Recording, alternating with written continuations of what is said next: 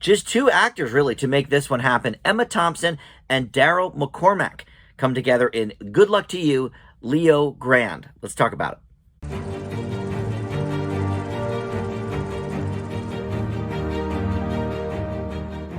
Hey guys, Dan here. This is Dan Reviews It. Welcome to my spoiler-free review for the new Hulu film, Good Luck to You, Leo Grande. Now, overseas, especially in the UK, this was released theatrically. This is a British film, but here in the States, it is a Hulu exclusive, so you can catch it on there right now. It's called Good Luck to You, Leo Grande. Before we get into the specifics of this movie and my review, I do want to welcome you into Dan Reviews It. Thanks for finding this video and my channel. Please consider subscribing down below there. Would love to have you, or just like the video. That helps the channel out as well. So like I mentioned, this really is a two-hander. I mean, Emma Thompson and Daryl McCormack are just about the only people in this movie. In the final scene, there are a couple of waitresses in a cafe, but other than that, the first, hour and 10 minutes or something, hour and 15, take place in a hotel room with just these two leads. Now, Daryl McCormack, I admit, I was not familiar with. He is one of the stars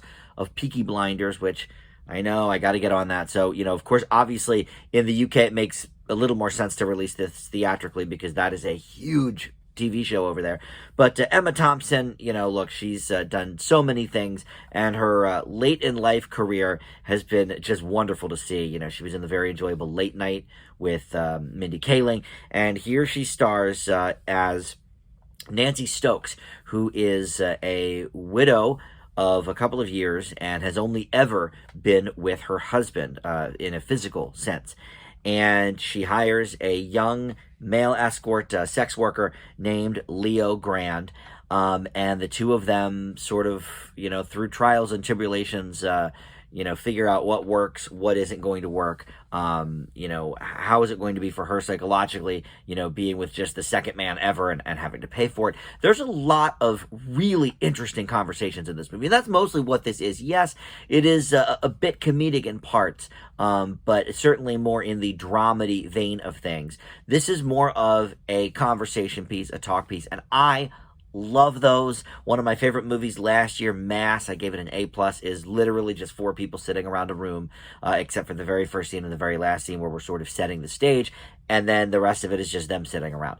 This is very similar. Now, it does not take place in real time, like certain other features like that. It does take place over the course of different, nights. But as we learn more about the characters, they learn about themselves, they learn about each other, and really diving into some things that I don't think ever get talked about too much in movies. And every few years there's like a little for older people only type of romantic comedy. Queen Bees last year was one, which I think will turn out to be James Caan's last movie because he just passed away, and he was in that. But they're geared, I feel like, more towards older people, like the Exotic Marigold Hotel movies.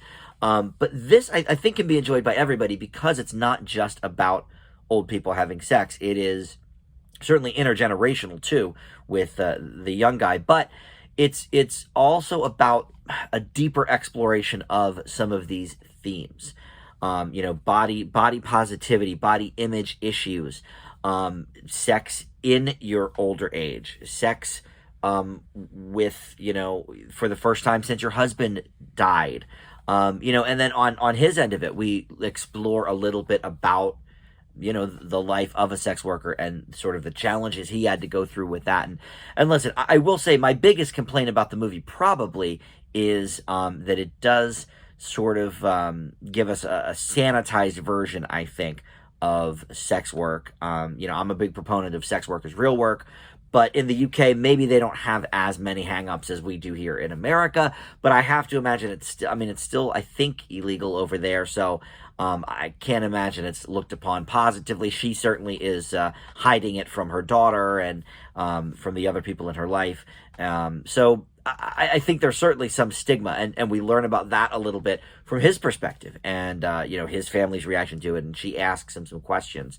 As a mother would, and she's a former teacher as well, so as a teacher, her mother would, sort of probing him And there are some tense moments too in these conversations where we really are kind of exploring some issues that don't get talked about. And kudos to Emma Thompson for, I wouldn't say bearing it all. There's no like, straight up nude scenes in this movie, but there is a big scene where they're having a fairly lengthy conversation, and she is really just in a bra and sort of like a button-up shirt that she does not have buttoned up. So we see a lot of her body, and that's something that I don't think we're used to seeing in a mainstream movie. So kudos to her for not necessarily bearing it all, but bearing a lot more than I think a lot of other actresses might or be willing to do. It reminded me a little bit of Kathy Bates when she did that nude scene in, I think it was About Schmidt, right? I really, really respect her for that. And I think these two are great together. Again, I didn't really know Daryl McCormack, but I think he has a great chemistry with her. She, of course, is an old pro. She can do anything. But the two of them, really go off in these conversations and make it very believable in some aspects and avenues that we don't often explore in mainstream cinemas. It was directed by Sophie Hyde and written by Katie Brand, none of who I'm really familiar with. I don't know, some of their stuff, but they're both British. Well, I think one's British, one's Australian, but neither of them are from the States. And look, I think it's pretty safe to say having conversations about sex issues is a little bit less taboo around the world than it is here in America. So it makes sense that this would be, sort of a British production. But this is one of these movies that I really think you could do as a stage play. It really has only two set pieces. There's the cafe towards the end and then the hotel room.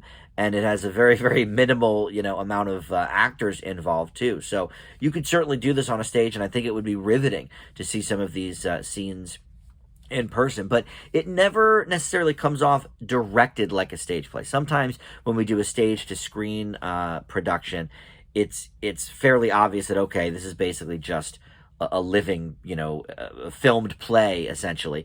I didn't get that sense from this. The directing here really sort of gets in some intense moments when it needs to be, and then sort of pans out and lets the scene kind of play out when it needs to as well. So I admire that as well. For me, this is, I think, one of the best live-action films of the year. I keep saying this is sort of the year of the kids' movie, so a lot of cartoons are up there for me. But in terms of live action, this is one of the better ones I've seen this year.